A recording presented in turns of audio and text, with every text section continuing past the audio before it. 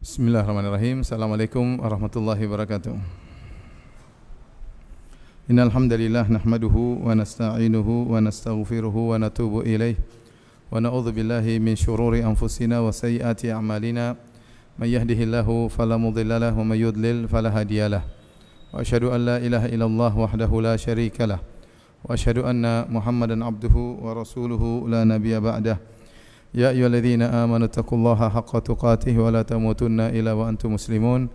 Fa inna asdaqal hadithi kitabullah wa khairal huda huda Muhammadin sallallahu alaihi wasallam. Wa syarrul umuri muhdatsatuha wa kullu muhdatsatin bid'ah wa kullu bid'atin dhalalah wa kullu dhalalatin finnar. Hadirin dan hadirat yang dirahmati oleh Allah Subhanahu wa taala, kita lanjutkan bahasan kita dalam kitab yang baru, kitab Al-Ghusl, yaitu kitab tentang mandi. Imam Al-Bukhari membawakan dua ayat, baru kemudian membawakan hadis-hadis. Adapun ayat yang pertama, wa qaulillahi ta'ala wa in kuntum junuban fatahharu, jika kalian dalam kondisi junub maka bersucilah. Itu dalam surat Al-Maidah ayat 6 ya. Wa in kuntum junuban fatahharu, jika kalian berjunub maka bersucilah. Fatahharu di sini dijelaskan dalam ayat berikutnya dalam surat An-Nisa ayat 43, ayat berikutnya yaitu hatta taktasilu, sampai kalian mandi. Ini menunjukkan bahwasanya orang junub disuruh bersuci dan bersucinya adalah mandi. Wa in kuntum mardha aw ala safarin aw jaa ahadun minkum minal gha'id aw lamastumun nisa falam tajidu ma'an fatayammamu sa'idan thayyiba. Dan jika kalian dalam kondisi sakit atau dalam kondisi bersafar, kemudian kalian baru buang air besar, atau kalian berhubungan dengan wanita, kemudian kalian tidak mendapatkan air, fatayammamu, maka bertayamumlah, sa'idan thayyiba, yaitu dengan tanah yang bersih. Famsahu biwujuhikum wa aydikum min, maka usapkanlah wajah kalian dan tangan kalian dari tanah tersebut. Ma yuridullahu liyaj'ala 'alaikum min haraj walakin yuridu litahhirakum. Allah tidak ingin membuat kesulitan bagi kalian, tetapi Allah ingin mensucikan kalian. Wa liyutimma ni'matahu, agar kalian disempurnakan nikmatnya oleh Allah atas kalian, 'alaikum la'allakum tashkurun, dan agar kalian bersyukur. Hadirin yang dirahmati Allah Subhanahu wa taala, kalau antum punya Al-Qur'an tolong buka ya. Surat Al-Maidah ayat 6.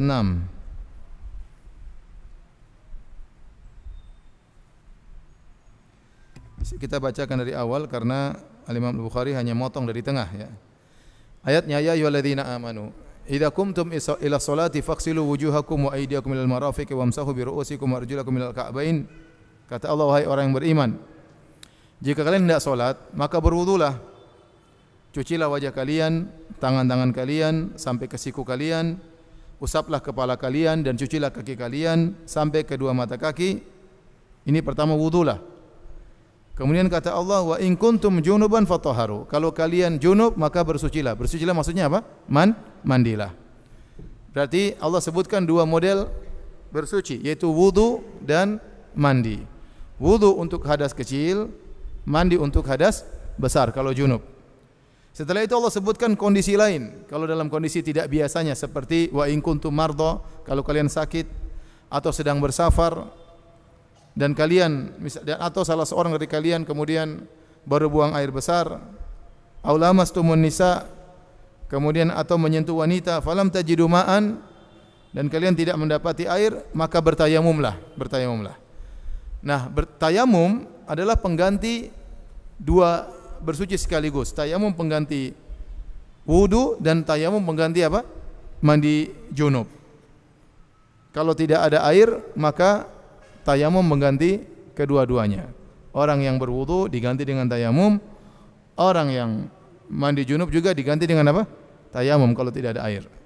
Jadi perhatian kita di sini, di bagian kedua Allah mengatakan aula mastumun nisa, atau kalian menyentuh wanita. Menyentuh wanita di sini menurut mazhab Syafi'i adalah memegang wanita, membatalkan wudu. Menurut mazhab Hambali, dan ini adalah tafsir dari Ibnu Abbas radhiyallahu anhuma, aula mastumun nisa, kalian menyentuh wanita, maksudnya kalian menjimai wanita. Karena dalam syariat, dalam Al-Qur'an yang disebut dengan menyentuh adalah menjimai. Cuma Allah menggunakan kata-kata yang halus. Jadi ini tafsir dari Ibnu Abbas, dan Ibnu Abbas adalah mufassirus sahabah, ahli tafsir di kalangan para sahabat, ya. Dan ini datang dalam ayat-ayat yang lain.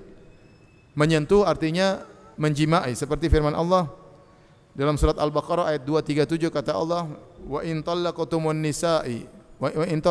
nisaa min qabli an tamassuhunna, jika kalian menceraikan istri-istri kalian sebelum kalian menyentuhnya, yaitu sebelum kalian menjimaknya. Maksud saya apa? Maksudnya yang benar menyentuh wanita di sini bukan menyentuh seperti biasa, tetapi maksudnya menjimai. Kenapa? Karena pada bagian kedua setelah Allah mengatakan jika kalian sakit atau kalian bersafar, kemudian kalian buang air besar. Buang air besar hadas kecil atau hadas besar? Buang air besar hadas kecil atau hadas besar? Hadas kecil. Kemudian Allah mengatakan aula mastumun nisa, atau kalian menyentuh wanita.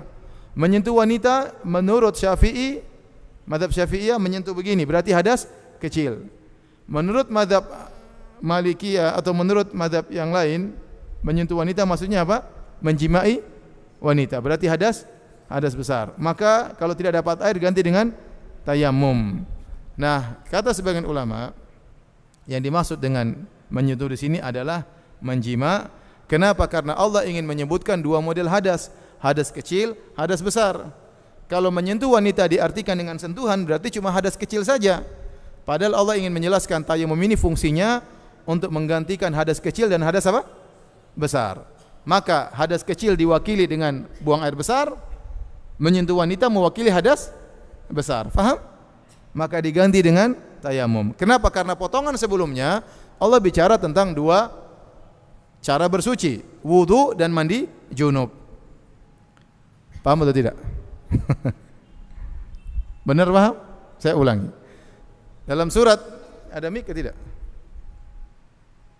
Dalam surat Al-Maidah ayat 6, itu ayat tentang ayat wudu. Kata Allah, ya ayyuhalladzina amanu idza qumtum ila sholati faghsilu wujuhakum wa aydiyakum ilal marafiqi wamsahu bi ru'usikum wa arjulakum ilal ka'bain wa in kuntum junuban fatahharu. Wahai orang yang beriman, kalau kalian hendak salat maka wudulah kalau hadas kecil. Kalau kalian hadas besar maka mandi junublah. Allah sebutkan dua tata cara bersuci, berwudu bagi hadas kecil, mandi junub bagi hadas besar.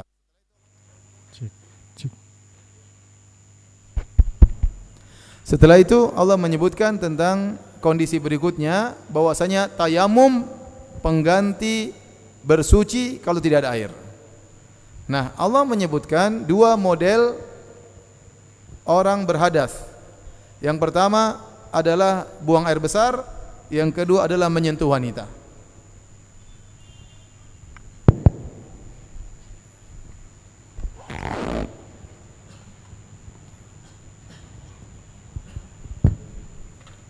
Yang ingin saya jelaskan bahwasanya dalam surat Al-Maidah ayat 6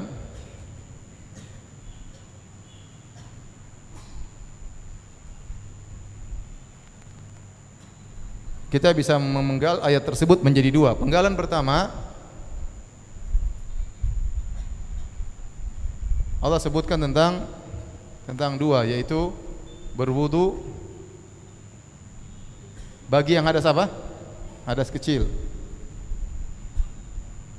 Kemudian kata Allah, wa in kuntum junuban fatahharu. Kalau junub maka mandi junub. Junub maka mandi junub. Ini hadas apa? Hadas besar. Penggalan yang kedua, Allah ingin menjelaskan bahwa tayamum pengganti apa? Pengganti bersuci. Nah, Allah sebutkan dua contoh.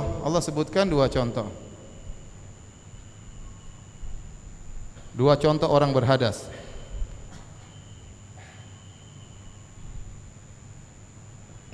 Yang pertama adalah Kata Allah, "Au jaa ahadukum minkum minal ghaib," buang air besar.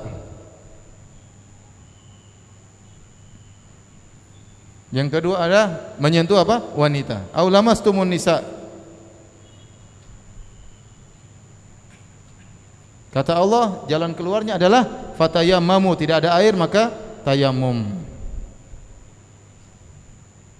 Nah, buang air besar ini hadas apa? Hadas kecil. Menyentuh wanita maka ada dua kemungkinan. Menurut mazhab Syafi'i, hadas kecil. Menurut mazhab yang lain, artinya jima. Berarti hadas besar. Nah, dalam hal ini kita lebih menguatkan pendapat yang lain bahwasanya menyentuh wanita maksudnya apa? Jima. Karena kalau kita artikan menyentuh wanita menyentuh biasa, berarti tayamum hanya menggantikan wudu saja. Padahal tayamum ini fungsinya menggantikan wudu dan mandi. Paham? Tayamum ini fungsinya apa? Menggantikan wudu dan mandi. Kalau menyentuh wanita diartikan cuma nyentuh biasa, berarti hadas kecil, seakan-akan tayamum sini hanya berbicara tentang pengganti wudu saja. Oleh karenanya kita lebih menguatkan yang dimaksud dengan menyentuh wanita di sini adalah apa? Menjima, agar tayamum fungsinya pengganti wudu dan pengganti mandi. Paham? Kalau enggak paham ya sudah, mau apa lagi?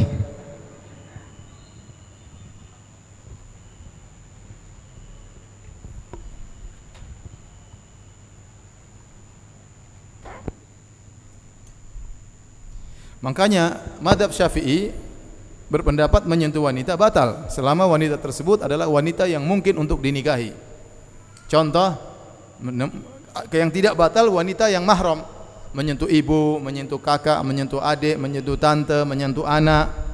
Ini tidak membatalkan wudu menurut mazhab Syafi'i. Tapi menurut jika wanita tersebut mungkin untuk dinikahi yang bukan mahram, apalagi yang sudah dinikahi seperti istri, maka itu membatalkan wudu. Dalil mereka adalah ayat ini, au lamastumun nisa, atau menyentuh wanita. Tapi kita bilang pendalilan tersebut kurang tepat, karena yang dimaksud dengan menyentuh wanita di sini adalah apa? Menjimai wanita, karena Allah sedang berbicara tentang hadas besar, bukan hadas kecil. Paham? Karena kalau dimaksud menyentuh wanita hadas kecil, berarti tayamum seakan-akan hanya menggantikan hadas wudu saja. Padahal tayamum itu menggantikan wudu dan mandi junub. Paham? Baik. Ayat berikutnya, ya ayyuhalladzina amanu la taqrabus salata wa antum sukara.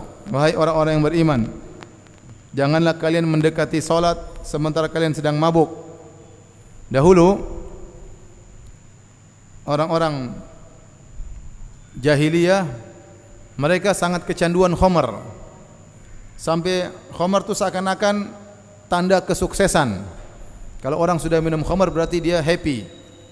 Maka betapa banyak mereka buat syair-syair tentang khamar karena mereka pengagum khamar.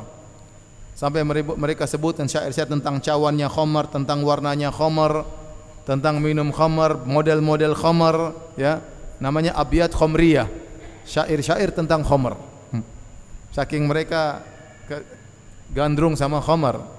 Sampai di antara mereka bangga kalau uang habis gara-gara beli khamar. Intinya khamar ini tanda kebahagiaan. Makanya ketika syariat datang mengharamkan khamar, maka dengan bertahap. Sampai disebut oleh para ulama ada 4 tahapan mengharamkan khamar. Kenapa harus 4 tahapan? Karena sakingnya mereka suka dengan khamar. Tidak langsung sekali pengharaman. Kalau sekali pengharaman mungkin mereka tidak bisa menerima karena saking kecanduan khamar. Yang pertama, Allah jelaskan tentang bolehnya khamar. Allah berfirman, "Wa min thamaratin nakhili wal a'nabi tattakhiduna minhu sakaran wa rizqan hasana." Allah sebutkan di antara buah-buahan an-nakhil, korma, dan al-a'nab dan anggur, kalian jadikan buah-buah tersebut sebagai bir, sebagai khamar dan sebagai rizki yang baik. Di sini Allah jelaskan khamar itu tidak apa-apa. Ini mukaddimah. Bahwasanya khamar itu bir di awal perkara halal. Setelah itu Tahapan berikutnya Allah jelaskan bahwasanya khamr itu mudaratnya besar. Kata Allah, wa yas'alunaka 'anil khamri wal maisir. Mereka bertanya kepada engkau tentang khamr dan perjudian. Qul fihima ithmun kabirun wa manafi'u lin-nas. Sungguh pada khamr dan perjudian itu ada dosa yang besar, namun ada juga manfaat-manfaat bagi manusia. Wa ithmuhuma akbaru min naf'ihima. Tetapi dosanya lebih besar daripada manfaatnya. Ayat ini belum penegasan haramnya khamr, tapi orang mulai diajak berfikir bahwasanya khamr itu mudaratnya banyak, meskipun ada manfaatnya. Manfaatnya menghilangkan stres, manfaatnya fly enak, tetapi ada mudaratnya dan mudaratnya lebih besar. Namun belum juga haram, belum. Tahapan kedua. Tahapan ketiga, khamr hanya haram kalau mau salat. Allah berfirman, ya ayyuhalladzina amanu la taqrabus salata wa antum sukara hatta ta'lamu ma taqulun. Wahai orang yang beriman, janganlah kalian mendekati salat, jangan kalian mendekati masjid sementara kalian dalam kondisi mabuk sampai kalian sadar. Ini menunjukkan kalau mereka minum khamr menjelang salat haram. Tapi kalau mereka minum khamr tidur nanti salat sudah sadar, tidak apa-apa. Jadi kalau minum khamr jam 7 pagi tidak apa-apa, tapi kalau sudah jam 10 menjelang duhur tidak boleh ya. Jadi mulailah diharamkan dalam sebagian waktu. Oh, jam 7 pagi masih bisa minum khamr. Tapi kalau sudah jam 10 tidak boleh karena menjelang apa? Zuhur. Yang terakhir baru Allah tegaskan dengan tegas, ya ayyuhalladzina amanu innamal khamru wal maisir wal ansabu wal azlamu rijsun min amali syaitani fajtanibu la'allakum tuflihun. Wahai orang yang beriman, sungguhnya khamr, perjudian, patung-patung dan alat pengundi nasib semuanya adalah najis, maka tinggalkanlah. Ya. Innama yuridu syaitanu ayyuqi'a bainakumul adawata wal baghdha'a fil khamri wal maisir fahal antum muntahun. Setan itu ingin menimbulkan permusuhan di antara kalian, mengadu domba di antara kalian dengan cara minum khamr dan juga perjudian. Tidakkah kalian berhenti? Maka para sahabat waktu turun ayat ini, sebagian mereka khamrnya masih di mulut, lagi minum khamr, turun ayat tersebut langsung mereka tumpahkan. Mereka buang di jalan-jalan kota Madinah, maka khamr pun menjadi haram. Tetapi pernah di suatu zaman khamr hanya haram kalau menjelang salat. Itu yang dimaksud dengan ayat yang sedang kita baca, ya ayyuhalladzina amanu la taqrabus salata wa antum sukara. Wahai orang yang beriman, janganlah kalian mendekati masjid kalau dalam kondisi mabuk sampai kalian sadar. Kalau sudah sadar baru boleh masuk masjid. Wala junuban ila abiri sabilin hatta taktasilu. Dan juga orang junub janganlah salat di masjid sampai mandi junub, kecuali hanya numpang lewat. Ya. Ai la tusallu wa antum junub hatta taktasilu. Janganlah kalian salat sampai kalian dalam kondisi, sementara kalian dalam kondisi junub, sampai kalian mandi junub. Wa in kuntum marda aw ala safar, kalau kalian dalam kondisi sakit atau bersafar, au jaa ahadum minkum minal ghaid, atau salah seorang dari kalian buang air besar, au lamastumun nisa, atau kalian menyentuh wanita dan kalian tidak mendapati air, maka bertayamumlah. Ini sudah kita bahas tadi, maksudnya menyentuh wanita adalah apa? Menjimai istri. Baik. Itu tadi mukadimah yang disampaikan oleh Imam Al-Bukhari. Sekarang kita masuk pada hadis yang dibawakan oleh Al-Imam Al-Bukhari rahimahullahu ta'ala. Hadis yang pertama yaitu hadis nomor 248, Babul wudu qabla al-ghusl. Bab tentang berwudu sebelum mandi. Qala haddatsana Abdullah bin Yusuf. Berkata Abdullah bin Yusuf menyampaikan kepada kami, qala akhbarana Malik an Hisham bin Urwah an abihi, yaitu Urwah bin Zubair, an Aisyah, dari bibinya Aisyah radhiyallahu taala anha, zaujin Nabi sallallahu alaihi wasallam. Jadi Zubair bin Awam menikah dengan Asma, punya anak dua, satunya sahabat, satunya tabi'in. Yang sahabat adalah Abdullah bin Zubair bin Awam, itulah anaknya Zubair bin Awam. Zubair bin Awam menikah dengan Asma bintu Abi Bakar, punya anak laki-laki di antaranya dua, satu Abdullah bin Zubair, itulah sahabat. Yang satunya namanya Urwah bin Zubair, itu tabi'in. Dan Aisyah radhiyallahu taala anha kunyahnya Ummu Abdillah. Dia berkunyah kepada ponakannya yaitu Abdullah bin Zubair. Ya, karena Asma adalah saudaranya Aisyah, maka anaknya Asma yaitu Abdullah bin Zubair adalah ponakannya Aisyah. Nah, Urwah di sini, hadis ini dari Urwah. Urwah bin Zubair adalah ponakannya siapa? Aisyah radhiyallahu taala anha. Maka terkadang dia meriwayatkan hadis-hadis tentang masalah rumah tangga karena bibi bercerita pada ponakan. Apa kata Aisyah? Anna Nabiy sallallahu alaihi wasallam kana idza iktasala minal janabah. Adalah Nabi sallallahu alaihi wasallam kalau mandi dari janabah bada'a faghasala yadayhi. Ini tata cara mandi junub. Maka Nabi sallallahu alaihi wasallam mulai dengan mencuci kedua tangannya. Tsumma yatawaddau kama yatawaddau lis-salat. Kemudian Nabi berwudu sebagaimana wudu salat. Wudu. Tsumma yudkhilu asabi'ahu fil ma'. Kemudian beliau masukkan jari-jarinya di air. Fa yukhallilu biha usula sya'ri. Kemudian Nabi menggini-ginikan, mijit-mijit rambutnya, dimasukin supaya kepalanya kena air. Tsumma yasubbu ala ra'sihi thalatha ghurafin biyadayhi. Kemudian Nabi mengambil air, Nabi tuangkan dengan kedua tangannya di atas kepalanya 3 kali. Tsumma yufidul ma'a ala jildihi kullihi. Kemudian Nabi mengalirkan air ke seluruh tubuhnya, Hadis berikutnya, hadis dari Muhammad, qala haddatsana Muhammad bin Yusuf, dari Muhammad bin Yusuf qala haddatsana Sufyan, dari Sufyan anil A'mash an Salim bin Abil Ja'ad an Quraib an Ibni Abbas, dari Ibni Abbas radhiyallahu anhuma an Maimunah. Sama, Maimunah bibinya Ibnu Abbas. Ya, maka Ibnu Abbas bibinya cerita tentang masalah rumah tangga Nabi, di antaranya tata cara mandi Nabi. Zaujin Nabi sallallahu alaihi wasallam, dari Maimunah istri Nabi sallallahu alaihi wasallam, qalat, Maimunah bercerita, tawaddaa Rasulullah sallallahu alaihi wasallam wudu'ahu lis-salat. Nabi sallallahu alaihi wasallam kalau mandi junub, caranya dia berwudu dulu dengan wudu seperti salat. Ghairu rijlaihi, kecuali kedua kakinya tidak dicuci. Jadi wudu semua biasa. Tangan, kepala, telinga, kakinya enggak. Kakinya diakhirkan. Wa ghasala farjahu wa ma asahu minal adha. Ini maksudnya sebelum Nabi berwudu, Nabi ambil air, cuci dulu kemaluan Nabi, karena di situ ada kotoran, sisa air mani, Nabi bersihkan. Ya, disebutkan Nabi mengambil air dengan menuangkan air dengan tangan kanan ke tangan kiri untuk menggosok, membersihkan kemaluan Nabi sallallahu alaihi wasallam. Setelah itu Nabi berwudu seperti wudu hendak salat, hanya saja kaki tidak dicuci. Tsumma afadha alaihi al-ma'. Kemudian Nabi menuangkan air di badannya. Tsumma nahari jalaihi. Kemudian Nabi sallallahu alaihi wasallam berpindah tempat. Faghasalahuma, kemudian Nabi mencuci kedua kakinya. Kemudian Maimunah berkata, hadhihi ghusluhu minal janabah.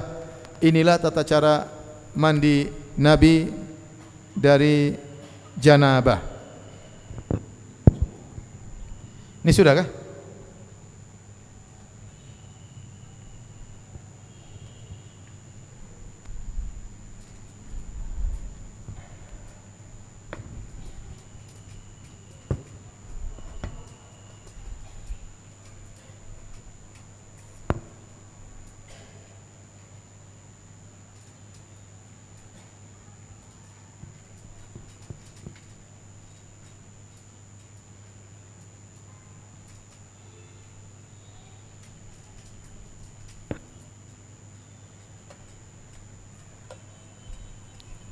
Kita akan berbicara tata cara mandi junub.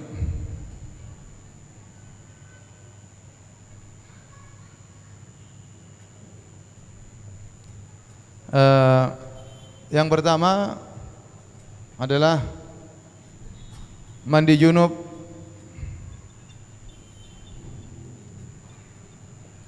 minimal sah. Yang kedua, mandi junub sesuai sunnah.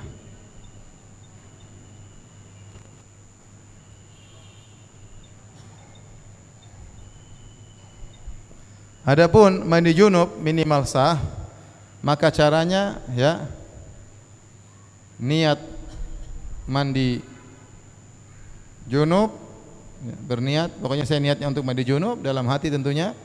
Kemudian yang penting seluruh tubuh basah.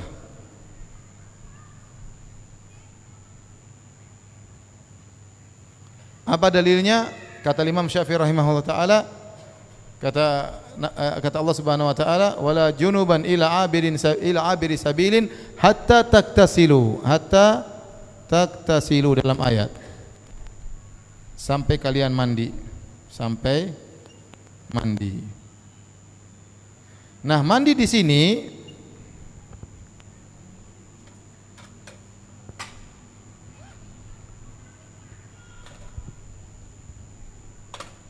kata Imam Syafi'i rahimahullah, mandi di sini mutlak. Dalam kitab kata beliau mutlak, maka dengan cara mandi apapun yang penting disebut mandi maka sah. Yang penting niat. Dan apa yang dimaksud dengan mandi? Mandi itu badan basah semuanya disebut dengan apa? Mandi. Apakah harus menggosok-gosok, tadlik, gini-gini? Enggak. Itu sunnah saja. Sehingga kalau ada seorang nyemplung ke kolam, bismillah, ceret, keluar, sah. Yang penting semua badan apa? Basah. Jadi kalau antum buru-buru, sebentar lagi sudah azan, sebentar lagi mau qomat, sudah antum masuk ke mana? Ke kolam renang, bismillah, keluar, sudah sah. Yang penting badan semuanya apa? Basah. Secara dalil kata Imam Syafi'i mutlak. Yang Allah inginkan yang penting mandi. Yang namanya mandi itu basah semua badan. Ya, basah semuanya badan, maka sudah sah mandi seseorang. Demikian juga dalam riwayat Rasulullah SAW mengatakan kepada seorang disuruh ambil air, kata Nabi, fa'afrik alaik, tumpahkanlah air kepada dirimu. Fa'afrik alaik, kata afrikhu alaik, tumpahkanlah air kepada dirimu. Di situ Nabi tidak menjelaskan begini, enggak. Ya.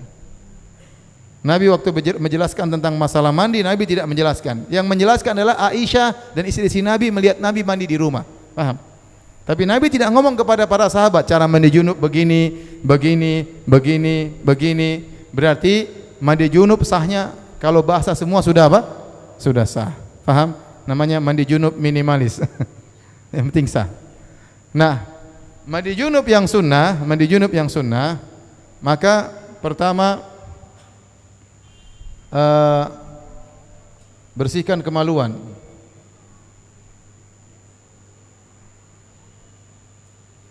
Yang kedua berwudu seperti wudu mau sholat, seperti wudu biasa. Baru yang ketiga membersihkan apa? Menggosok-gosok kepala, menggosok-gosok akar rambut di kepala.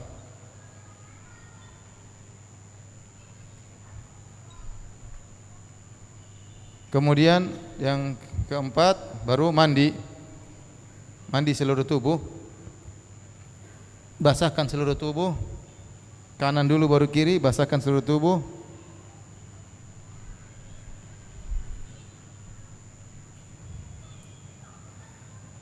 Yang kelima, cuci kedua kaki. Nah, di sini masalah berwudu seperti wudu mau sholat, ini ada dua pendapat, ya. Pertama hadis Aisyah, hadis Maimunah.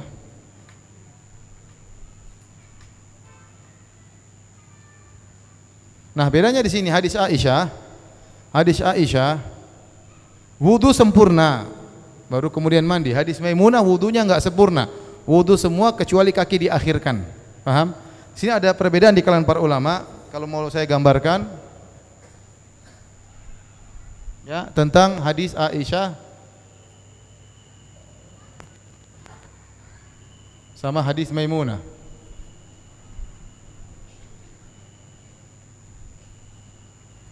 Nah, bedanya apa? Kalau hadis Aisyah, kata Aisyah, tawaddu'a wudu'ahu lis-salat. Wudu seperti salat, seperti mau salat. Berarti wudunya sempurna. Sempurna sampai selesai.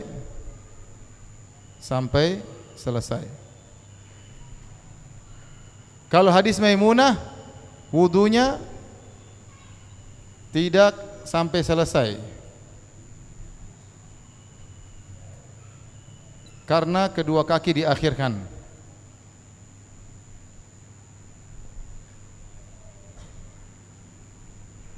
Nanti dicuci setelah selesai mandi. Nanti dicuci setelah selesai mandi. Nah, dalam menghadapi dua model hadis ini, hadis Aisyah dan hadis Maimunah, maka ada beberapa metode ditempuh oleh para ulama, atau segampangannya dua metode. Kata mereka, Anda mandi sunnah sesuai dengan hadis Aisyah, caranya ya wudu biasa, sudah mandi, selesai. Boleh. Atau Anda menggunakan cara metode hadis Maimunah, Anda berwudu, kaki disisakan. Kaki tidak usah dicuci, terus mandi, setelah itu terakhir baru kaki dicuci. Boleh juga, dua-dua caranya. Ini metode ditempuh oleh sebagian ulama seperti Syekh Utsaimin. Ini cara Nabi mandi kadang begini, kadang begini. Sebagian juga ulama mengatakan dilihat kondisi. Kalau ternyata tempat Anda mandi kotor, nanti saja cuci kakinya. Zaman dahulu mereka kan rumah mungkin pasir. Ya kalau wudu kemudian injak pasir lagi, ngapain buang-buang air? Oleh karenanya mandi wudu aja kakinya belakangan. Sudah mandi selesai, summa tanaha, baru pindah tempat yang bersih, baru cuci kaki. Sehingga langsung selesai. Kira-kira begitu. Ada yang mengatakan dilihat situasi dan kondisi. Adapun Al-Hafidz Ibnu Hajar rahimahullahu taala dalam Fathul Bari, beliau lebih condong membawakan hadis Aisyah kepada hadis Maimunah. Bahwasanya maksudnya Aisyah Nabi berwudu dengan wudu seperti salat, artinya tidak sampai selesai, tapi tinggal kedua kaki diakhirkan. Karena beliau datangkan ada riwayat dari Abu Muawiyah, dari Hisham bin Urwah, dari Urwah, tapi dia tafarrad dalam Sahih Muslim. Abu Muawiyah mengatakan di akhir hadis, Aisyah mengatakan summa ghasala rijlaihi. Setelah Nabi mandi, Nabi kemudian mencuci kedua kakinya. Ini tambahan ini. Jadi ada riwayat Aisyah, kemudian Urwah bin Zubair, kemudian Hisham, kemudian Hisham bin Urwah, kemudian Abu Muawiyah. Hadis Aisyah. Ada tambahan lafalnya, summa ghasala rijlaihi. Setelah selesai mandi, Nabi mencuci kedua kakinya.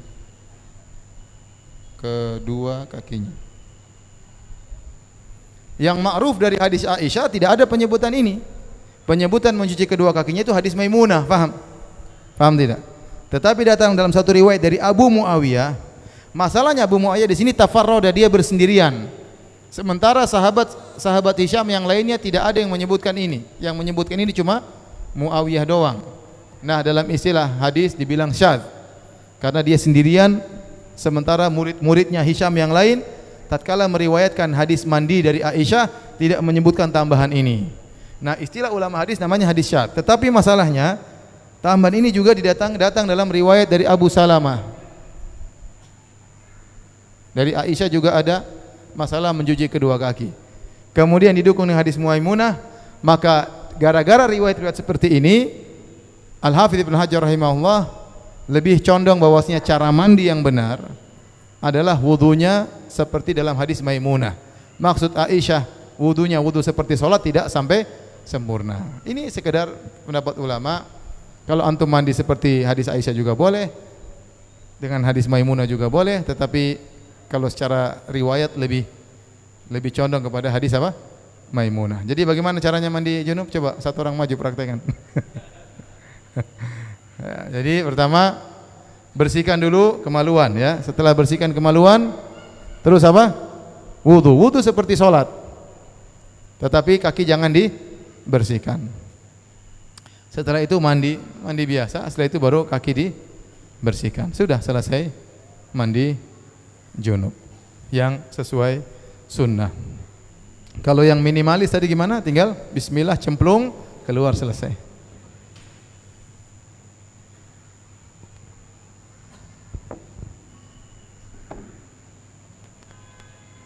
Baik, saya akan bacakan beberapa faedah yang disebutkan oleh Al-Imam Ibnu Hajar rahimahullah tentang tata cara mandi Nabi SAW dari hadis Aisyah.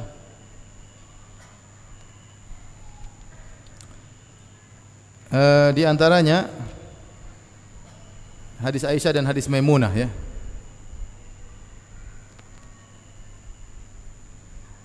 Di antaranya pertama, hadis ini menjelaskan tentang bolehnya memisahkan wudu. Karena wudu selesai kakinya belakangan tidak apa-apa. Ya, kakinya di ujung. Benar atau tidak? Ini dalil bahwasanya kalau seorang berwudu kemudian dia ada kegiatan selama anggota sebelumnya belum kering, dia boleh tinggal lanjutkan. Contoh, seorang lagi berwudu. Kemudian baru sampai wajah ada telepon. Ayo telepon dia. Ya. Telepon 3 menit, 4 menit, 5 menit. Setelah telepon selesai, dia lanjut. Boleh atau tidak? Boleh atau tidak? Boleh. Selama yang di wajah belum kering.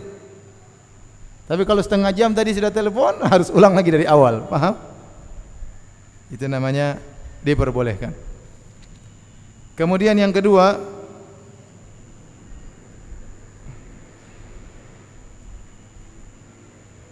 waktu Nabi SAW hendak mencuci kemaluannya, maka Nabi memegang tempat air dengan tangan kanan, kemudian dia menuangkan ke tangan kirinya. Tidak apa-apa, tangan kanan dituangkan dengan kiri kalau ada keperluan. Kemudian juga dalam sebagian riwayat ya sebutkan bahwasanya tatkala Nabi wudu, sebelum mandi juga Nabi berkumur-kumur. Istansyak juga menghirupkan air dan mengeluarkan air. Jadi seperti wudu mau salat.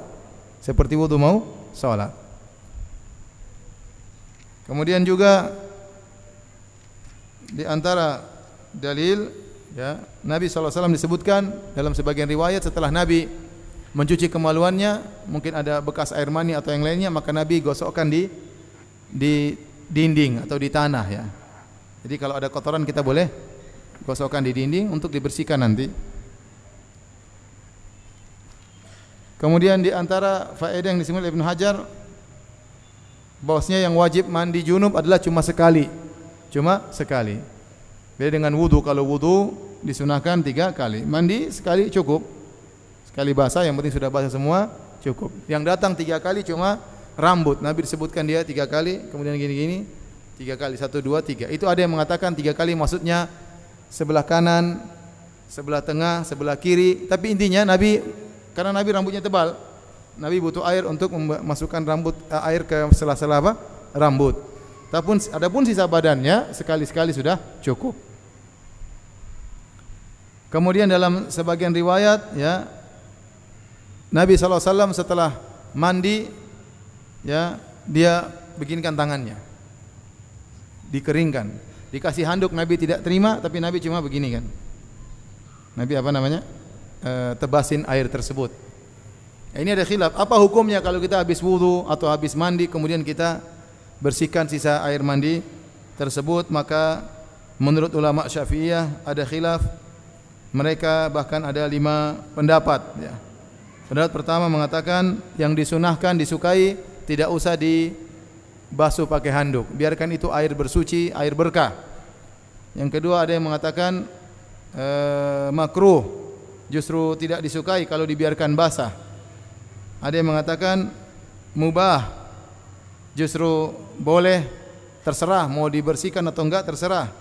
Ada yang mengatakan justru dianjurkan untuk dibersihkan. Kenapa dibersihkan? Karena Nabi tidak terima handuk, tapi Nabi beginikan air, berarti Nabi ingin kering, itu tidak.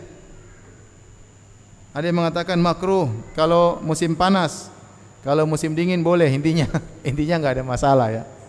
Antum habis wudu, ya sudah antum mau lap, boleh, enggak juga enggak apa-apa ya. Nabi dikasih handuk, ada yang mengatakan itu kebetulan saja, belum tentu Nabi selalu begitu. Karena sebagian orang meyakini, saya pernah ditanya, Ustaz katanya kalau habis wudu enggak boleh dibersihkan. Enggak ada dalilnya yang jelas seperti ini. Boleh-boleh saja, bahkan tadi ada 5 pendapat ya. Dan Nabi, masalahnya Nabi menggoyangkan tangannya ya seakan-akan ingin air kering dari tubuhnya. Kemudian di antara faedah yang diambil juga bahwasanya hendaknya mandi di tempat tertutup, meskipun dalam rumah, meskipun enggak ada orang kecuali istri. Karena Nabi mandi dalam tempat khusus. Ya. Jadi seperti kita di rumah ada kamar mandi, meskipun enggak ada orang kecuali istri kita enggak ada masalah. Sunnahnya kita tempat khusus. Kemudian di antara faedah yang disebutkan juga oleh Ibnu Hajar yaitu boleh minta tolong untuk dibawakan air. Karena dalam sebagian riwayat kata Aisyah, "Wada'tu li Rasulillah sallallahu alaihi wasallam ghuslan." Aku siapkan air buat Nabi untuk mandi. Ini dalil bahwasanya Nabi minta tolong Aisyah untuk menyediakan apa? Air untuk mandi. Faedah berikutnya, faedah yang ke-10, kata Ibnu Hajar, "Wa fi khidmatu zaujat li azwajihinna." Ini juga dalil bahwasanya para istri berkhidmah kepada suami, membantu suami. Buktinya Aisyah nyiapkan air buat siapa? Nabi. Aisyah ngambilkan handuk buat Nabi sallallahu alaihi wasallam. Maka hendaknya para istri berkhidmat kepada suaminya. Kemudian juga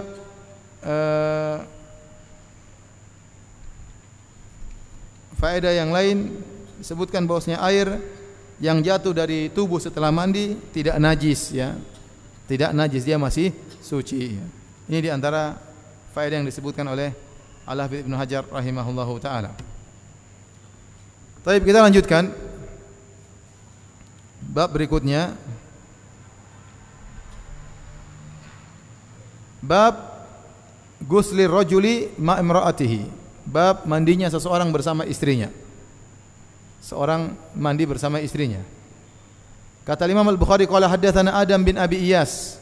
Qala haddatsana Ibnu Abi Dhi'b an Az-Zuhri an Urwa an Aisyah, dari Urwa dari Aisyah radhiyallahu anha. Qalat kuntu aktasilu ana wan nabiyyu min ina'in wahidin. Aku dulu mandi junub bersama Nabi dari satu bejana. Min qadahin yuqalu al-faraq, dari satu tempat air disebut dengan al-faraq. Al-faraq ini disebut oleh para ulama menampung air kira-kira 3 sa'. Satu sa' itu ya ukuran beras zakat. Beras zakat 2,5 kilo kalau dimasukkan ke dalam plastik, itulah kira-kira air 1 sa', ya. Entah berapa liter saya enggak tahu. Berapa ukuran zakat, berapa liter? Hah? Siapa panitia zakat? Kalau beras 2,5 kilogram dimasukkan dalam plastik, jadi berapa liter?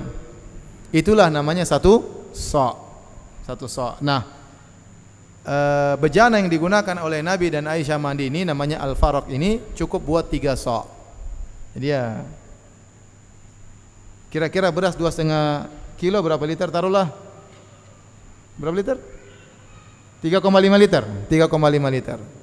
Berarti kalau 3 sa' kira-kira 10 liter air. Kira-kira 10 liter air itu cukup untuk mandi berdua antara Nabi dengan siapa? Aisyah radhiyallahu taala anha. Dan ini dalil disunahkannya seorang lelaki mandi dengan istrinya, ya, mandi dengan istrinya. Bahkan ini juga dalil bahwasanya seorang suami boleh melihat aurat istrinya dan sebaliknya. Berdasarkan banyak dalil, di antaranya kata Allah Subhanahu wa taala, "Walladzina hum li furujihim hafizun." Allah memuji para penghuni surga Firdaus. Kata Allah di antara sifat-sifat mereka, "Walladzina hum li furujihim hafizun." Mereka adalah orang-orang yang menjaga kemaluan mereka. Illa ala azwajihim aw ma malakat aymanuhum. Kecuali mereka tidak jaga kepada istri-istri mereka atau budak-budak mereka. Karena seorang lelaki boleh menggauli istrinya, boleh menggauli budak wanitanya. Fa innahum ghairu malumin, maka tidak mengapa, ya. Kemudian juga dalam hadis kata Rasulullah SAW, "Ihfaz auratak illa min zaujatik aw ma malakat yaminuk." Jagalah auratmu kecuali hanya kepada istrimu atau kepada budak wanitamu. Ini dalil bahwasanya aurat tidak mengapa di hadapan istri. Karena sebagian orang berlebih-lebihan, katanya tidak boleh lihat kemaluan sendiri, apalagi dilihat orang. Sehingga mereka kalau mau cukur bulu kemaluan agak susah ya, karena enggak boleh lihat. Ya, bismillah tawakkaltu ala Allah, lihat ke atas baru cukur. Ya, enggak ada masalah, ya, enggak ada masalah. Ya, kalau disebutkan mungkin ada sebagian salaf tidak pernah lihat kemaluan, itu bukan dalil. Dalilnya Nabi sallallahu alaihi wasallam sama Aisyah, ya, mereka mandi bersama dan tentu saling melihat. Di antaranya Adapun riwayat dari disebutkan Aisyah berkata, "Ma ra'aitu min Rasulillah wala ra'a minni." Aku tidak pernah melihat kemaluan Nabi dan Nabi tidak pernah melihat kemaluanku. Ini hadis maudhu, hadis palsu. Perawinya ya, ada namanya Muhammad bin Qasim Al-Asadi dan dia dikatakan pendusta oleh para ulama. Hadis palsu. Kemudian Al-Hafidz Ibnu Hajar menyampaikan satu riwayat yang diriwayatkan oleh Ibnu Hibban dari jalan Sulaiman bin Musa, annahu su'ila 'anir rajul yanzuru ila farji imra'atihi. Ditanya Sulaiman bin Musa tentang hukum seorang lelaki yang melihat kemaluan istrinya. Faqala, kata Sulaiman bin Musa, sa'altu Atha, aku bertanya kepada Atha bin Abi Rabah, seorang tabi'in. Faqala, maka Atha menjawab dengan berkata, sa'altu Aisyata, aku bertanya kepada Aisyah tentang hal ini. Bolehkah seorang suami melihat kemaluan istrinya? Maka Aisyah menjawab dengan hadis ini, bahwasanya dia pernah mandi junub bersama Nabi. Berarti saling melihat. Aisyah ditanya, dia jawab, saya pernah mandi sama Nabi sallallahu alaihi wasallam. Maka Ibnu Hajar berkata, wa huwa nasun fil mas'alah. Dan inilah nas yang tegas dalam permasalahan ini, bahwasanya seorang laki boleh melihat kemaluan istrinya dan seorang wanita boleh melihat kemaluan apa? Suaminya. Oleh karenanya ikhwan, ya, jangan lupa terapkan sunnah ini. Pulang mandi bareng sama istri. Ya. Bahkan saya sampaikan hadis, dalam hadis kata Aisyah radhiyallahu taala anha, kuntu aktasilu ana wan nabi sallallahu alaihi wasallam min ain wahidin kilana junubun fayubadiruni hatta aqul lahu da'li da'li. Dalam riwayat da'ili. Aku bersama Nabi mandi junub dari satu bejana, maka Nabi mendahuluiku mengambil air sampai aku berkata, sisakan air buatku, sisakan air buatku. Jadi Nabi bercanda. Dalam riwayat yang lain Aisyah balas, Aisyah ambil air banyak-banyak sampai Nabi berkata, da'ili, sisakan air buatku, sisakan air buatku. Ini dalil bahwasanya boleh mandi bareng sama istri dan tatkala mandi juga boleh ngobrol. Ya. Jangan diam-diaman ya. Boleh bercanda, ngobrol bareng tatkala sedang mandi. Ustaz, kamar mandi kita enggak cukup buat 2 orang, itu lain cerita ya. Baik.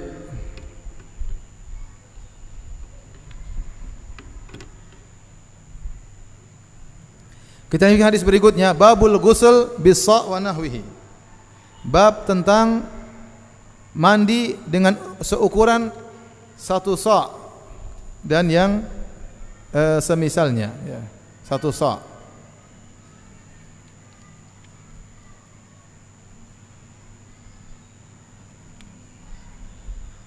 Al-Imam Al-Bukhari berkata, qala haddatsana Abdullah bin Muhammad, qala haddatsani Abdus Samad, qala haddatsani Syu'bah, qala haddatsani Abu Bakar bin Hafs, qala sami'tu Aba Salamah yaqul, aku mendengar Abu Salamah berkata, dakhaltu ana wa akhu Aisyata ala Aisyah. Aku dan saudara Aisyah, kami berdua menemui Aisyah. Saudara Aisyah laki-laki maksudnya.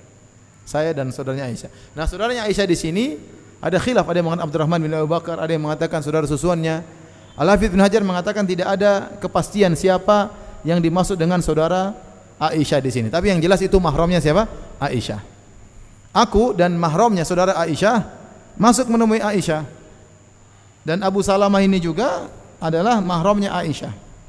Karena Abu Salamah ini dia menyusui kepada saudarinya Aisyah Ummu Kulthum. Jadi Abu Bakar radhiyallahu anhu punya beberapa istri, di antaranya ibunya Asma, ibunya beda. Ibunya Aisyah namanya Ummu Ruman, juga ibunya beda. Kemudian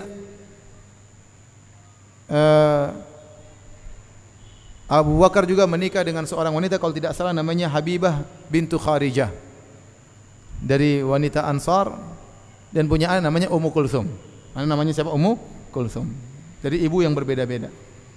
Nah, si Abu Salamah ini menyusui kepada Ummu Kulthum, kepada saudarinya siapa?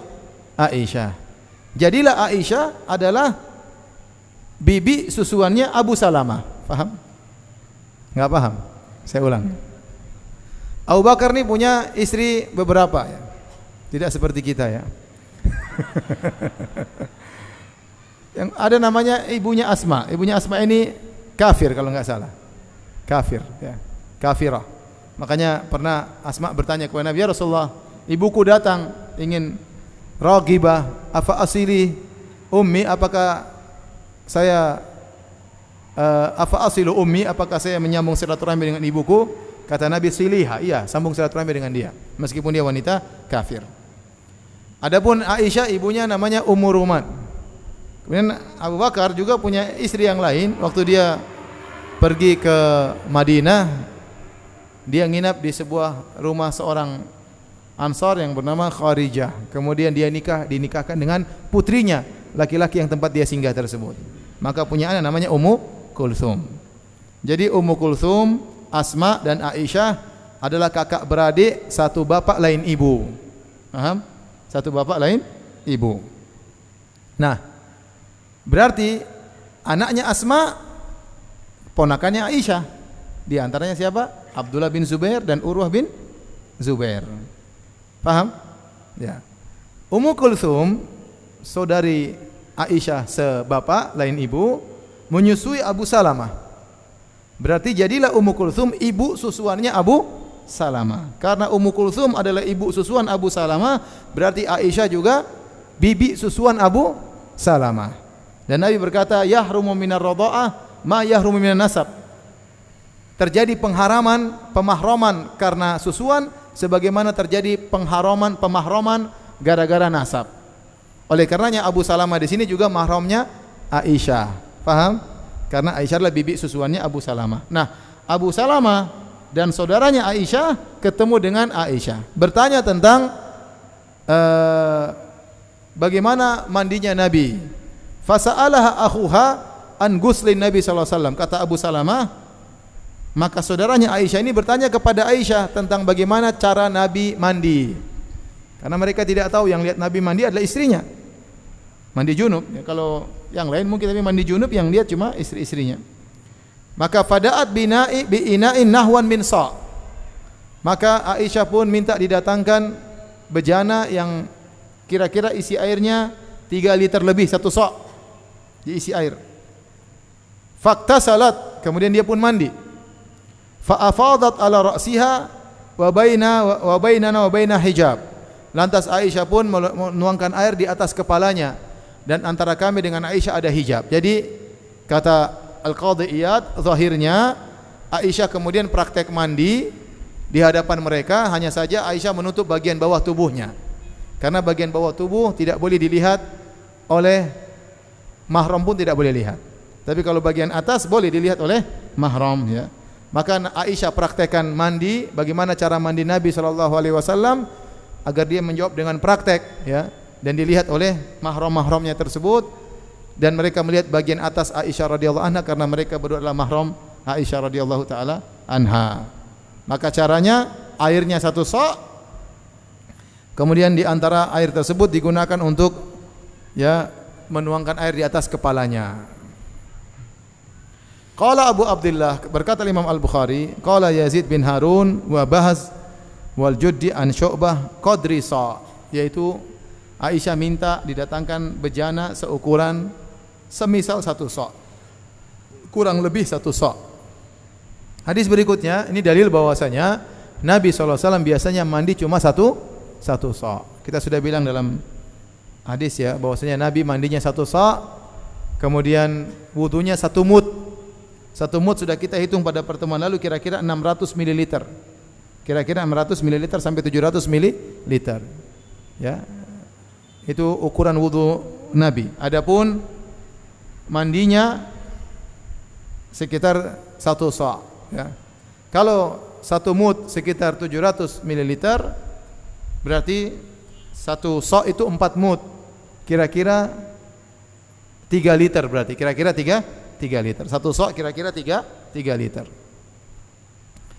Kemudian hadis berikutnya, qala haddatsana Abdullah bin Muhammad. Qala haddatsana Yahya bin Adam. Qala haddatsana Zuhair an Abi Ishaq. Qala haddatsana Abu Ja'far annahu kana inda Jabir bin Abdullah huwa wa abuhu. Kata Abu Ja'far, Waktu itu dia berada di sisi Jabir bin Abdullah radhiyallahu anhuma, dia dan bapaknya Abu Ja'far dan bapaknya Abu Ja'far. Wa indahu qaumun, dan di sisi mereka ada sekelompok orang. Fasa'aluhu anil ghusli, lantas mereka bertanya kepada Jabir bin Abdullah tentang mandi. Faqala, bagaimana mandi?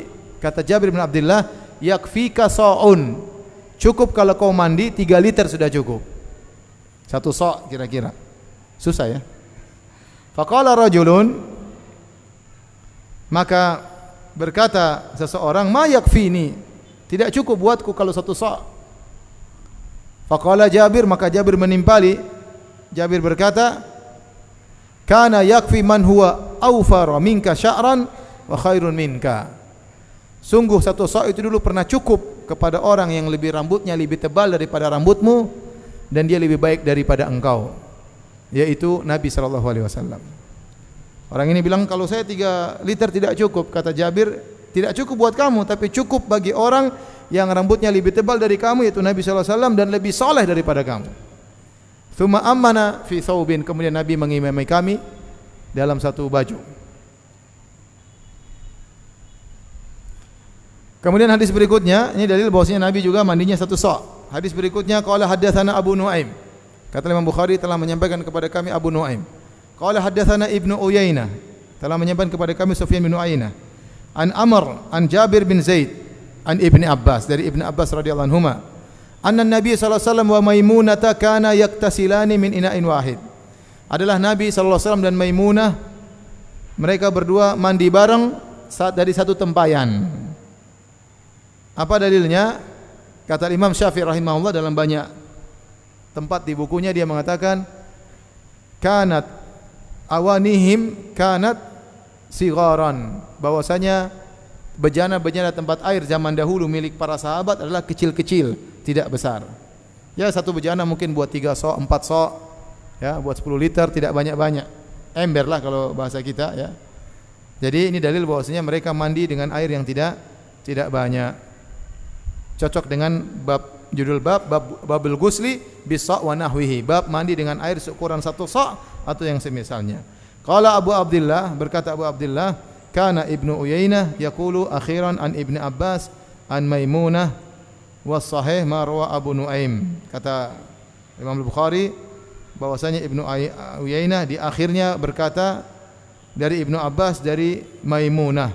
Yang benar yang diriwayatkan oleh Abi Nuaim bahwasanya dari Ibnu Abbas, bukan dari Maimunah. Wallahu alam bisawab. Sampai di sini dulu kajian kita. Insyaallah kita lanjutkan habis lebaran, ya. Habis lebaran, karena minggu depan libur, ya.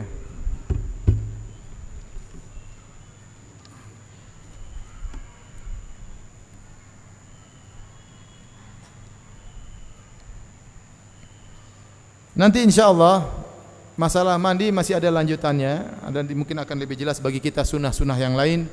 Sementara ini dulu, ya, karena saya belum baca. Nanti saya baca biar lebih tambah ilmu.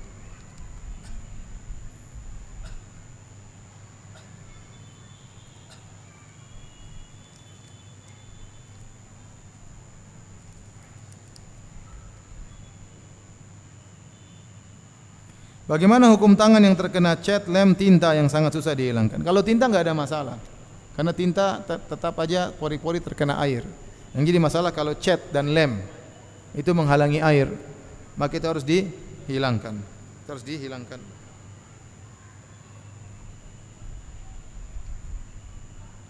Jika di tubuh ada tato salib dan gambar Yesus, apakah boleh sholat di masjid?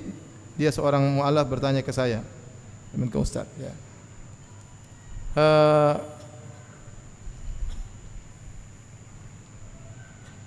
Para ulama dulu mengatakan tidak boleh sholat di baju yang ada gambarnya. Ini sekarang bukan di baju, di badannya ada gambarnya. Tapi kalau sah sih sah, ya. Dia tutup bajunya, tutup badannya yang ada gambar apa? Gambar Yesus dan salib tersebut, kemudian dia sholat, ya. Kalau dia bisa hilangkan dengan alat yang tidak membuat cacat di tubuhnya.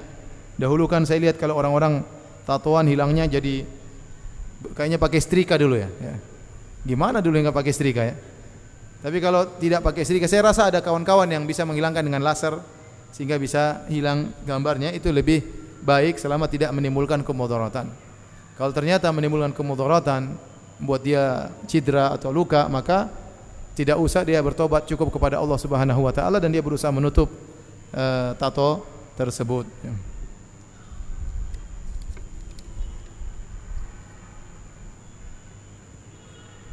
Ustaz, di luar tema, kakak saya sering pinjam uang ke saya dan sering pula tidak mengembalikan. Bagaimana saya harus bersikap? Tagih. Kalau dia tidak bisa, ya udah maafkan ya. Di antara bentuk berbuat baik adalah berbuat baik kepada saudara. Ya, kalau kita bisa membantu kakak, ngapain dia bayar utang kita? Kalau kita bisa bantu, kita bantu saja. Ya, kalau memang kita ada keperluan, apa kita tagih, tetap saja itu nilainya hutang. Tapi kalau ternyata kita bisa ikhlaskan, itu lebih baik karena memberi bantuan kepada saudara dapat dua pahala. Pertama pahala sedekah, yang kedua pahala silaturahmi. Apakah untuk ingin mendapatkan malam Lailatul Qadar harus dengan iktikaf? Tidak syarat harus iktikaf. Sebagian istri-istri Nabi tidak iktikaf. Ya, apalagi kalau seorang ada halangan harus kemana. Tetapi intinya malam tersebut malam yang mulia. Yang diharapkan Anda di malam tersebut dalam kondisi banyak beribadah kepada Allah. Banyak beribadah kepada Allah Subhanahu wa taala. Dan yang terbaik adalah kondisinya Anda iktikaf. Karena kalau Anda iktikaf, Anda diam aja di masjid, argo pahala jalan. Apalagi Anda disertai dengan baca Quran, salat malam, ya. Beda kalau Anda di jalan, di misalnya di tol, ya. Di mana? Tol menuju ke kampung, apa namanya? Jalur apa? Hah? Ya, tol Cipali. Itu tentunya kurang sempurna mendapatkan memanfaatkan Lailatul Qadar. Lailatul Qadar suatu malam dialami oleh semua orang. Lailatul Qadar suatu malam akan dialami oleh semua orang. Tetapi bagaimana orang tersebut di malam tersebut, itu pertanyaannya. Maka saya anjurkan kalau antum pun harus mudik, misalnya di malam-malam ke ganjil, malam 27 harus pulang kampung, maka jangan lupa di malam tersebut antum dengar Quran, sambil nyetir dengar Al-Quran. Intinya berzikir, beristighfar. Ya, supaya di malam tersebut antum tetap beribadah. Dan hindari malam tersebut antum pergi ke mall, ya. Antum kemudian lihat cewek auratnya terbuka, ya. Dan macam-macam, akhirnya malam tersebut kita malah bermaksiat kepada Allah Subhanahu wa taala. Tetapi tidak disyaratkan Lailatul Qadar harus i'tikaf. Ustaz, apabila di pertengahan mandi dan berhadas kecil, kentut atau kencing, wajib mengulang wudu di akhir? Iya, wajib. Jadi kalau seorang setelah berwudu, kemudian dia mandi, di tengah mandi dia kentut, meskipun mandinya belum selesai, maka dia harus mengulangi apa? Wudunya. Tetapi kalau ternyata tidak batal, langsung sholat aja. Bahkan orang yang mandi yang sudah kita bahas tadi, mandi apa namanya?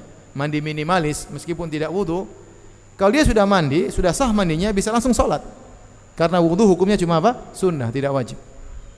Jadi jika seorang sudah mandi junub dengan mandi minimalis, bismillah, yang penting badan semua sudah basah, niat mandi, maka sudah terangkat hadas besar sekaligus hadas kecil, maka dia bisa langsung sholat.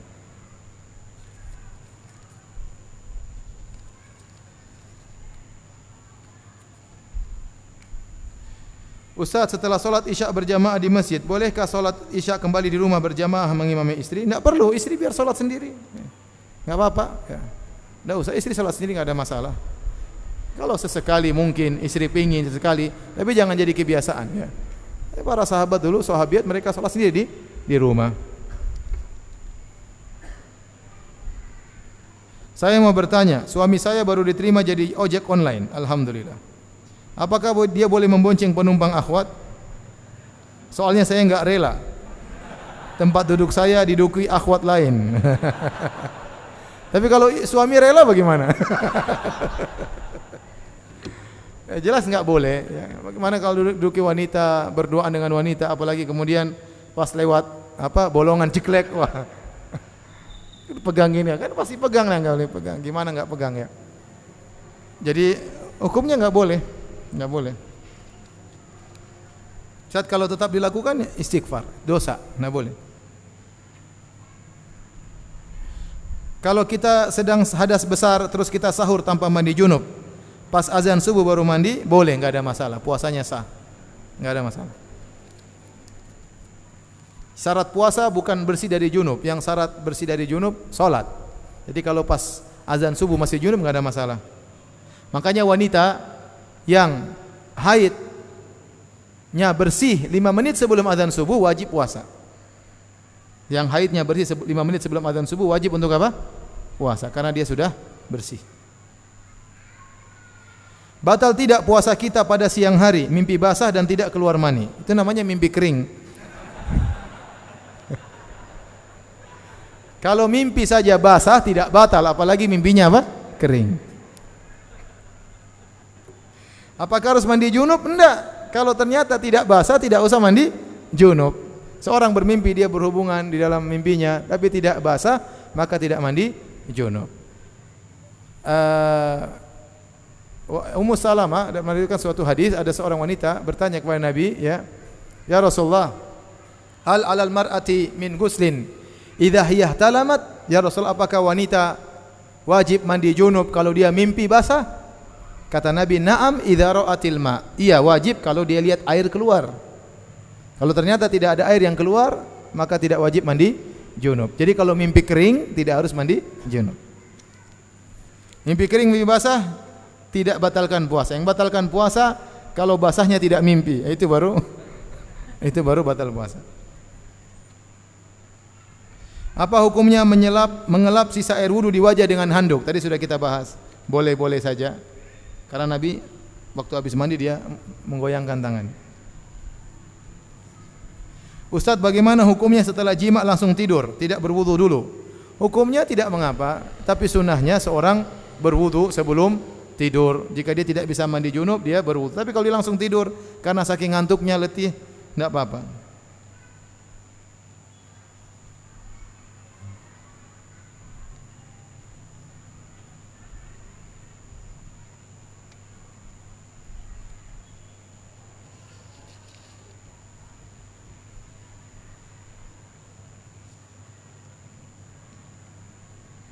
Sudah ya, sudah mau buka puasa. Ya. Demikian saja. Insyaallah kita lanjutkan setelah Idul Fitri. Subhanallah wa bihamdik asyhadu an la ilaha illa anta astaghfiruka wa atubu ilaik. Assalamualaikum warahmatullahi wabarakatuh.